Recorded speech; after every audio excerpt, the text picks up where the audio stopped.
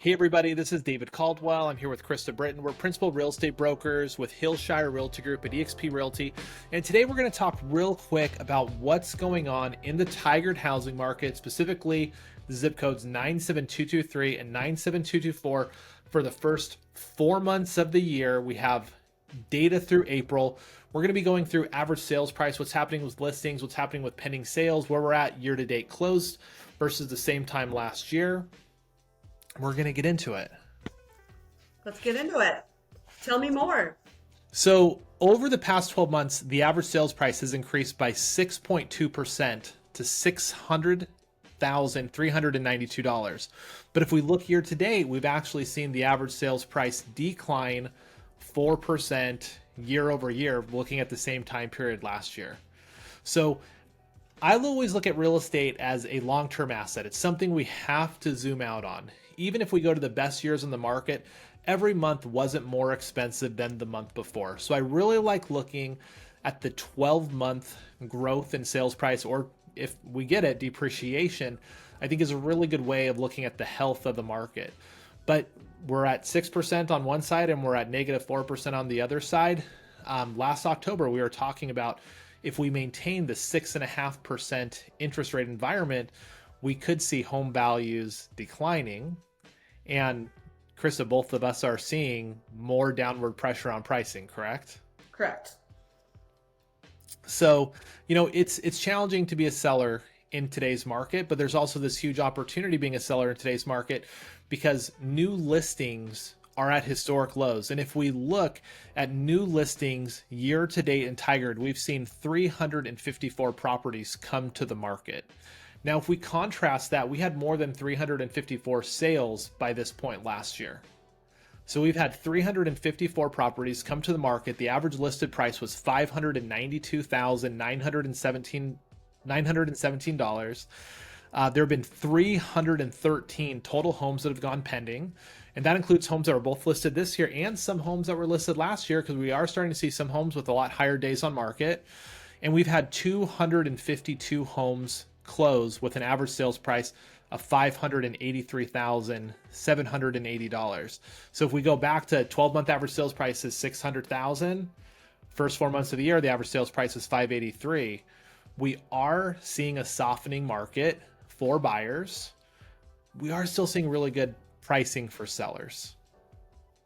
So what does this mean, like, if I'm a buyer? Like, what incentive do I have now to, like, go buy? Like, what's good for a buyer right now, or bad?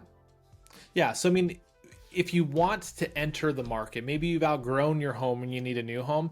If we look at real estate as a long-term asset, in the last 26 of 30 years in Portland, we've seen appreciation. What's good for a buyer right now? Not every property, but certain properties you're going to be able to negotiate on. There are homes. Oh, go ahead.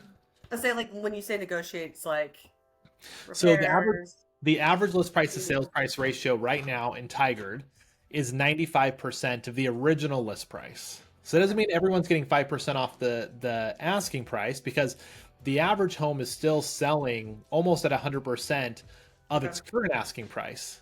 But if we contrast that, the same time last year, the average seller was getting 105% of their asking price.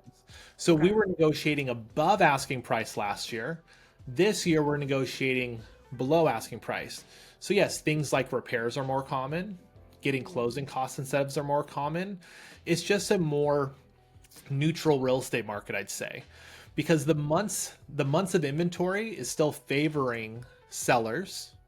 Okay. So well-positioned sellers are really having a good go in this market. What do you mean by well-positioned sellers? Like, what does that mean? Well-positioned sellers would be, I have a home in saleable condition, right? Okay. Saleable condition for the price point varies. Maybe a home that's been staged, professional photography, priced correctly. We had this aspirational market where almost everyone could reach and get this high price. Mm-hmm. That's gone away. And days on market in real estate, unfortunately, tend not to be your friend. It's kind of like having a high days on market. It's kind of like having a black eye at a beauty contest. You might still be really pretty, but people go, I don't know.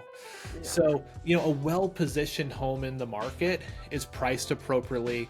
It's in the best condition it can be for the price point. And, you know, it's not just based on comps, because sometimes that house down the street got a really good price for market conditions we can't duplicate. But when we look in a market price point, that your positioning is good. Got it. So for sellers, now is still a good time. I mean, I have a lot of people are like, I don't know if I should sell my house. Is now really a good time? I think if you're a seller, it depends on where you're going to buy, right? I think it depends on the trade. And people don't think of it as a trade a lot, because when we think of it as a trade, it's treating our home like a financial asset, and real estate's so much more emotionally complex than that. But you do have to look at the trade and quality of life and where I'm going and how the market's appreciating there versus here. For some people, they're going to look at that and it's not going to make sense.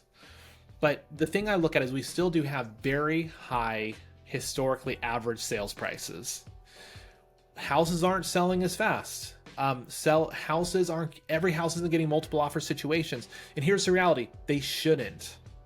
Like, we don't want to go back to the 2020 and 2021 market. A lot of people felt locked in their house because they didn't have options to go find something new and negotiate, or they didn't want to compete in those conditions. But every seller wants them, but no one wants to deal with it as a buyer. So I want to work in a market or buy a house in a market where, you know, I can sell my house relatively quickly. I have time to think about a house that I want to buy. I might deal in a multiple offer situation, I might not. And that is the market we're dealing with today. You know, a lot of people go, well, I want to wait for interest rates to come down. Well, everyone says they're going to, but what if they don't? You know, we've had 6.5% interest rates for about a year. They don't really seem to be going anywhere. I mean, logically, they probably should come down at some point, but we could just be dealing with higher interest rates. So at the end of the day, regardless of where interest rates are at, you should buy the home that you can afford. You should buy the home that you've done thoughtful due diligence on.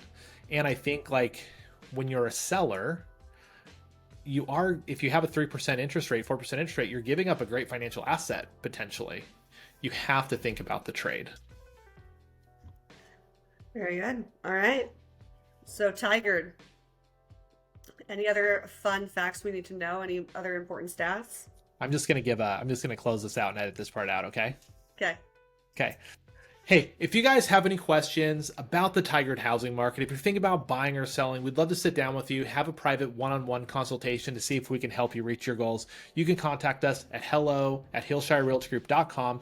If you want to see more videos like this, more analysis of the Portland housing market, luxury home tours, tricks and hacks on how to buy a home, make sure you like and subscribe to this channel, and we'll see you next time. Thanks, everyone.